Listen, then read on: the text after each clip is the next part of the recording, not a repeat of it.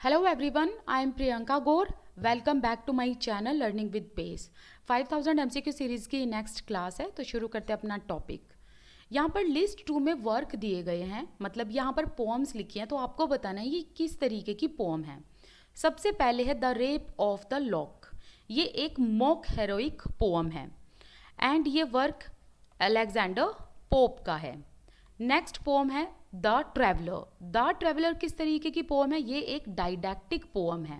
डाइडैक्टिक pome में philosophy, religion, art, science, इन सब चीज़ों की नॉलेज प्रोवाइड की जाती है। नेक्स्ट है the deserted village.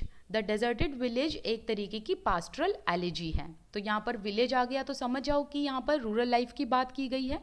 So pastoral elegy में रूरल लाइफ के बारे में बात की जाती है। सो ये जो दो वर्क है, the traveller and the deserted village, ये दोनों ही वर्क किसके हैं? ओलिवर गोल्डस्मिथ के। सो करेक्ट आंसर क्या हुआ? Option number D. ठीक है, अब नेक्स्ट जो क्वेश्चन है उसमें यहाँ पर लिस्ट 2 में वर्क दिए गए हैं और लिस्ट 1 में पब्लिशिंग डेट दी गई है। तो आपको बताना है कि कौन सा वर्क कब पब्लिश हुआ था।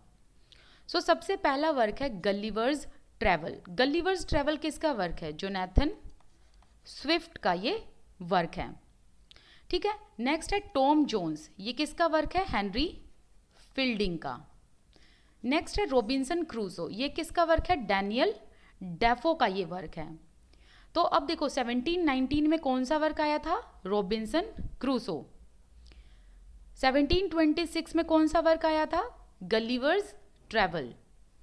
एंड 1749 में Tom Jones. So correct answer क्या हुआ? Option number A. अब नेक्स्ट क्वेश्चन देखते हैं। यहाँ पर लिस्ट 1 में कैरेक्टर्स नेम दिए गए हैं, लिस्ट 2 में वर्क नेम दिए गए हैं। तो आपको बताना है कि कौन सा कैरेक्टर किस वर्क से बिलोंग करता है। सबसे पहला है डॉक्टर प्रिमरोज। डॉक्टर प्रिमरोज है कौन से वर्क में? The Vicar of the Wakefield में। The Vicar of the Wakefield किसका वर्क है? ओलिवर गोल्डस्मिथ का। नेक्स्ट है पिचुम। ये जो है ये कैरेक्टर है द बेगर्स ओपेरा में। एंड ये वर्क द बेगर्स ओपेरा किसका है? जॉन गे का वर्क है। नेक्स्ट है मिराबेल।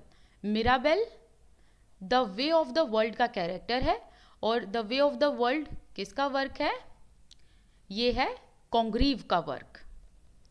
सो इसमें करेक्ट आंसर क्या है? Option number D. ठीक है, चलिए नेक्स्ट क्वेश्चन है। यहाँ पर आपको बताना है कि कौन से राइटर का क्या लाइफ स्पैन है। Charles Lamb, Hazlitt, De Quincey. So Charles Lamb जो है इनका लाइफ स्पैन है 1774 टू 1834। नेक्स्ट है हैजलिट। हैजलिट का लाइफ स्पैन है 1778 टू 1830। डे क्विंसे का जो लाइफ स्पैन है दैट इज 1785 से लेकर 1859। सो करेक्ट आंसर है ऑप्शन नंबर बी। नेक्स्ट, अब यहाँ पर भी आपको ये बताना है कि किसका लाइफ स्पैन कितना है। तो कॉलरिज जो हैं उनका लाइफ स्पैन है 1772 से 1834 तक का। सो ऑप्शन नंबर ए का आंसर जो है वो 1 ही बन गया। नेक्स्ट है वर्ड्सवर्थ। वर्ड्सवर्थ का लाइफ स्पैन है 1770 टू 1850। नेक्स्ट है शैले। पीबी शैले का जो टाइम पीरियड है लाइफ स्पैन है दैट इज 1792 टू 1822। नेक्स्ट है John Keats. His life span is from 1795 to 1821। Next है बायरन। इनका लाइफ स्पैन है 1788 टू 1824 और ये सारे के सारे रोमांटिसिज्म एज से बिलोंग करते हैं ये सारे राइटर। सो करेक्ट आंसर क्या हुआ? Option number D.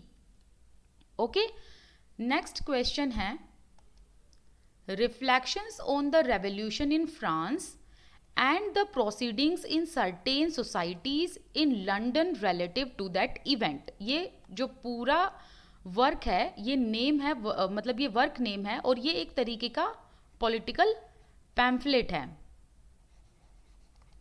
ठीक है, तो अब आपको बताना है कि ये जो पॉलिटिकल पैम्फलेट है ये पब्लिश तो हुआ था 1790 में, लेकिन ये पैम्फलेट किसका था वो आपको बताना है। ऑप्शन देखिए, गिबन, बर्क, कॉलरिज या फिर Spain. Option number B is correct.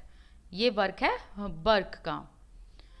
Next question है the fall of the prison of, यहाँ पर इसको करेक्ट कर लेना, ये बैकफाइल नहीं है बल्कि बेस्टाइल है। बेस्टाइल, बेस्टाइल ना एक फोर्ट था और यहाँ पर फ्रांस में यहाँ पर प्रिजन बनाया हुआ था इस फोर्ट में। ओके, सो ये एक फोर्ट का नाम है और इस फोर्ट में प्रिजन था। So the fall of the prison of Bastille that marks the beginning of French revolution occurred in. तो आपको बताना कि फ्रेंच रेवोल्यूशन कब हुआ था और उसी टाइम पर क्या हुआ था कि फ्रेंच रेवोल्यूशन में फ्रेंच सोसाइटी के लोगों ने बेस्टाइल फोर्ट को, बेस्टाइल प्रिजन को तोड़ डाला था। अगर आपको याद हो तो मैंने जब आप लोगों को कैरेक्टरिस्टिक बताई थी ना प्री रोमांटिक्स की, तो मैंने वहाँ पर आपको साफ साफ फ्रेंच रेवोल्यूशन के बारे में बताया था। ठीक है, तो अगर आपने वो वीडियो देखी होगी तो अच्छा है, आप मुझे कमेंट सेक्शन में बताना कि इसमें कौन सा आंसर करेक्ट है। अगर नहीं देखे तो मैं आपको यहाँ पर बता देती हूँ कि इसका करेक्ट आंसर है ऑप्शन नंबर सी, 14 जुलाई 1789। और जिस टाइम पर फ्रेंच रेवोल्यूशन का जो ये बहुत बड़ा हंगामा हुआ था, क्योंकि बहुत ज़्यादा टर्बुलेंट टाइम पीरियड था ये 1789 में, तो फ्रांस के राजा कौन थे? लुई 16।